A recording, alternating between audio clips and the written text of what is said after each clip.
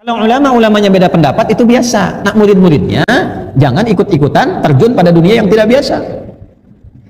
Nah, cuman beda pendapat pun harus pakai adab. Nah, ini yang hilang sekarang. Dulu saya kecil itu, saya masih menyaksikan kiai-kiai saya itu, syekh-syekh kami itu masih bisa kumpul mudzakarah duduk bareng-bareng.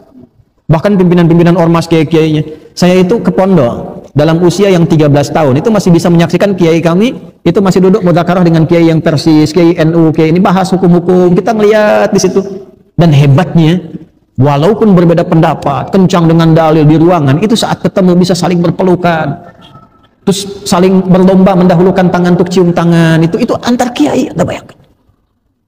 Terus narik satu-satu itu masih kelihatan adabnya tuh. Nangis kita lihatnya itu. Masya Allah guru-guru kami itu. Jadi sayang kita. Ya, sayang, hormati guru-guru kita itu. Kita nggak tahu bagaimana Allah mengirimkan hidayah buat mereka itu. Nah, ini yang hilang. Ini yang hilang. Adab ini yang hilang. Baik dia alim, pengajar, ataupun muta'alim. Ya kalau gurunya sudah kehilangan adab, muridnya pasti lebih daripada itu. Nah, ya karena itu penting kita ngaji seperti ini supaya perbaikan pada diri kita ada dan kita terjaga dalam keadaan yang baik. Ya, hormati orang lain. Kalau tidak sepakat, tidak apa-apa, belajar. Kalau misal beda pendapat nih, oh ini guru ini mengatakan begini, beda dengan saya, cari ilmunya. Datangi, tanya. Kalau dengan keterangan itu tidak sependapat, ya sudah, tidak usah mencela. Oh, saya tetap pada yang semula saja, saya yakin dengan dalil yang ini. Selesai, antum selamat sampai situ. Tapi kalau antum berubah, ya berubah dari situ, nggak sepakat nih, tahu dari situ, tetap antum mempertahankan yang Anda, tapi mencela yang di situ. Nah, itu bahaya. Yang lebih berbahaya, belum kenal, belum nanya, sudah cela. Nah, itu gimana nanti tuh? Apalagi sekarang zaman media sosial, bikin status sedunia tahu. Nah, ketika masalah antum selesai, masalah dengan orang sedunia belum selesai, gimana tuh menyelesaikannya? Ya, misalnya ada fitnah terhadap guru fulan. Setelah selesai, ternyata antum salah, antum minta maaf secara pribadi. Datang minta maaf, dimaafkan oleh guru fulan itu. Sekarang pertanyaannya, orang yang mendengar fitnah antum yang menyebar sedunia itu dan dia menuliskan hal yang tidak baik tentang guru itu karena tulisan antum, gimana meralatnya? Tidak mudah. Nah, inilah adab. Nah, jadi kalau kita mengagungkan ulama dengan ilmunya, menghormati ulama dengan ilmunya, tanpa berlebihan, tanpa harus mengkultuskan. Ulama pun jangan terlalu kegeeran. Datang ke majelis, nggak begitu caranya. Kalau nggak dikasih dahin nggak datang misalnya kan. Wala tamun tastakthir, lihat amplop dulu yang undang siapa nih, gede apa enggak. Kalau amplopnya tebal, sahih nih. Tipis, dhaif. Tipis tapi banyak dari jamaahnya, sahih li ghairihi. Ada boleh, nanti ilmunya sebatas amplop itu. Amplopnya hilang ilmunya. Ya. Nah, jaga yang seperti itu sehingga tidak sibuk dalam hal-hal yang lain. Nah, kalau kita mulai ta'zim begitu, lalu kita ikuti polanya. Jangan ta'zim, berhenti tidak, ikuti. Kenapa jadi begitu? Nanti barulah Allah kirimkan cahaya. Nah, kalau udah melihat begitu, orang tua berdoa. Kakek itu boleh, Pak, doa untuk cucunya. Imam Syafi'i itu kan Syafi'i nama kakek ke atas. Muhammad, bapaknya Idris, Syafi'i itu kakek ke atasnya. Tapi alim, beliau selalu berdoa. Akhirnya yang dapat siapa? Cucunya, cucu ke bawahnya, cicit. Nah, boleh jadi sekarang kakek antum berdoa nih, jadi ayah nih, belum punya anak, berdoa kalau pengen punya anak begini, mungkin nyampainya ke cucu generasi pertama, bisa. Nggak ada yang hilang dari doa, Bu. Nggak ada yang hilang.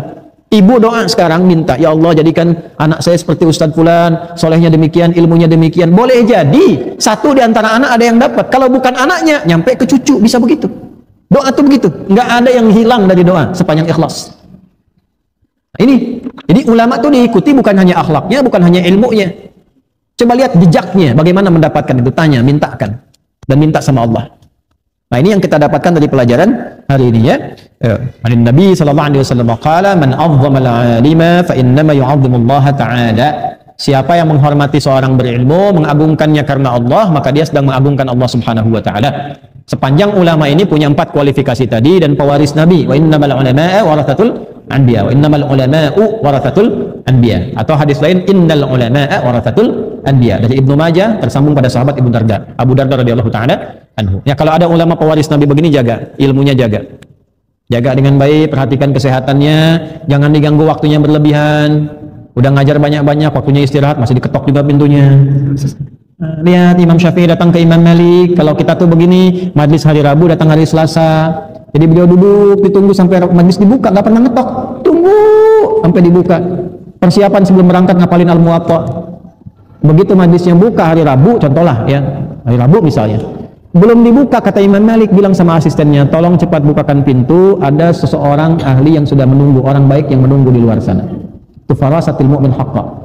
Firasat orang beriman aja, apalagi ulama, itu nyata. Kata Imam Malik, cepat buka, sudah ada yang lama nunggu di situ. Begitu dibuka, Imam Syafi'i begitu datang, apa yang kamu inginkan? Pengen belajar ini guru, kamu sudah punya apa? Saya hafal Al-Muwatta.